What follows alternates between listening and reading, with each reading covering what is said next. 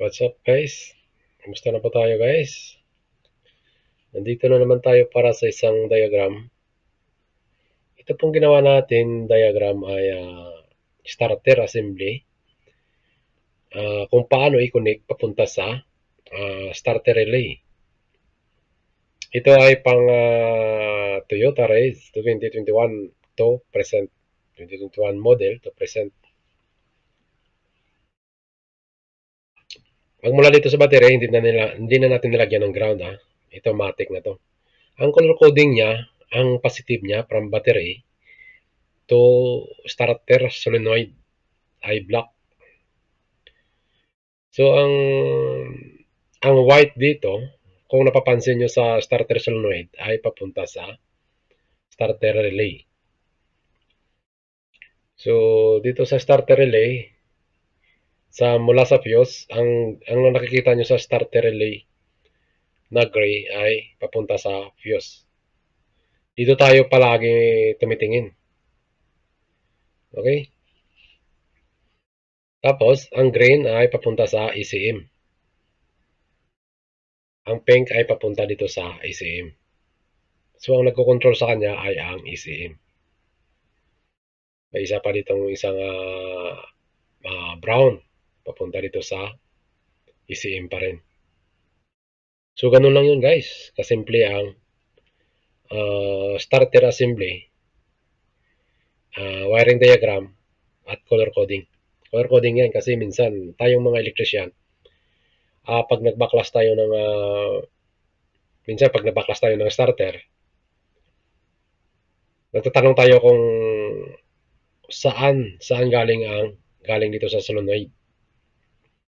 Dito po yan sa relay, starter relay. Ngayon, sa starter relay, pag tumingin ka, may 4 na wire dyan. Lalo tayo naguguluhan kung hindi natin alam kung saan patungo yung mga color na yan. Kaya tandaan nyo, ang white ay papunta sa starter solenoid. Ang pink ay papunta sa ECM. Ang green ay papunta sa ECM. At ang gray ay galing sa fuse. Para madali natin ma-trace up kung tayo ay nag-troubleshooting.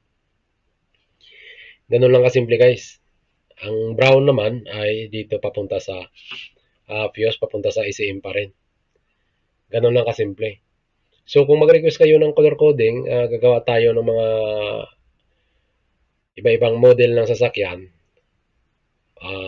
sa mga starting system, wiring diagram. Gagawa tayo ng color coding para madali malaman. Kasi pag nagka-problema kasi, minsan dito tayo nagtatanong sa starter relay, ang mga color ng wire kung saan patungo. Yan ang pinaka tumbukin natin. So kung makikita natin, ang gray ay galing sa fuse. Kaya kailangan malaman mo kung ano ang color coding niya. Sa Toyota Race 2021 to present, ganito po yan guys. Sa starter relay ka magbabase sa mga color niyan.